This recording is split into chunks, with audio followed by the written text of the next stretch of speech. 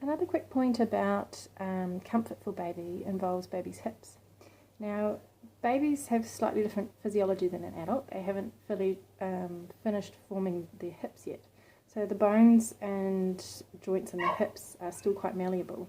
Now you want to make sure that when you're carrying them, that the position that they're in is supportive to those developing hips. So you'll notice that generally babies tend to take that nice fetal tuck position, where they have the knees up nice and high, the hips not spread too far apart, and they kind of take that nice fetal tuck type position. What you're wanting is a carrier that's going to ergonomically support that. So when they're in that chest to chest position on you, with their arms up, tucked chest to chest, that those knees are up nice and high, sort of the same height as the belly button, that the bottom is the lowest part in the carrier, and then the feet coming down freely on either side. So you want a carrier that's going to work and support that natural position.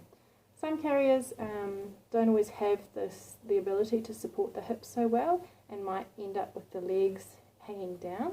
That can sometimes put pressure on the developing hips. If your baby is specifically at extra risk for this, so perhaps you're with breech birth or low amniotic fluid during pregnancy, or has been identified with clicky hips or hip dysplasia, then you'll really want to consider that point quite closely. Otherwise, there are ways, if you have a carrier that doesn't provide that support so well, that you can tweak the carrier to give that better support. But ideally you want to have those hips supported by having the knees up and the bottom down lower, so that you can provide full support to those hips. Another point also to think about is the positioning of how you are going to carry your baby in a carrier. Some people like having the ability to do outward facing when the baby is a little bit older. So if you are interested in doing outward facing options, first you need to make sure baby has sufficient head control. If they don't have enough head control, then that chin will slump forward. They won't be able to support their airway. So once they have sufficient head control, you can look at doing outward facing if that's a position you wish to do. I'll come back to that in a moment. You'll also need to make sure baby is awake, because if they fall asleep, then obviously they won't be able to hold their head up anymore and they risk their head falling forward. So once they have sufficient head control and they're awake, you can try experimenting with the outward facing position if your carrier is designed to do that.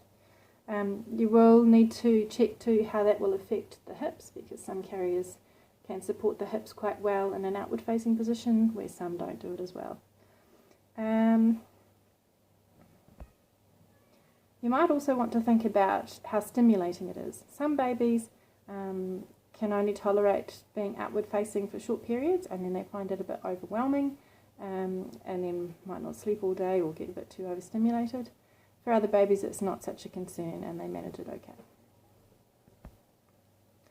Also think about how outward facing will affect you, because it